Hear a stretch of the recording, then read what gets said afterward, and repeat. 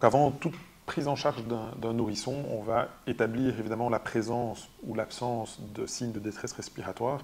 La présence de ces signes de détresse respiratoire, évidemment compléter des éléments de l'évaluation faits antérieurement, seront des critères décisifs afin de savoir si la prise en charge est adéquate, doit se faire en milieu libéral ou si l'enfant doit être réadressé vers un milieu hospitalier.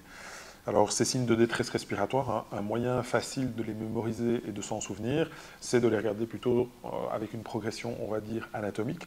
Dans un premier temps, on va venir observer chez le jeune enfant la présence de battements au niveau des ailes du nez, un mouvement qui va se produire de part et d'autre, évidemment, des fosses nasales chez l'enfant et qui ne doit pas être présent.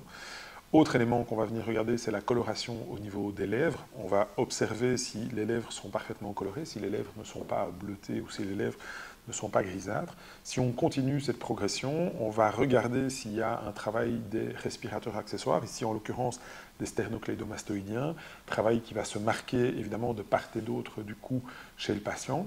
On continue cette progression, on va venir regarder au niveau de la cage thoracique, on va essayer d'identifier la présence d'un tirage au niveau des intercostaux, aller observer si un travail se fait entre les côtes du patient. On va profiter, tant qu'on est dans cette zone-ci, d'identifier aussi s'il y a un aspect marbré ou pas chez l'enfant, des marbrures qui apparaissent évidemment sur le corps de l'enfant et qui seraient révélateurs a priori d'un problème d'oxygénation chez ce patient-là. Et enfin, on va regarder chez le patient si on a ce qu'on appelle un balancement thoraco-abdominal, ce mouvement amplifié entre le thorax et l'abdomen, signe aussi présent d'une détresse respiratoire.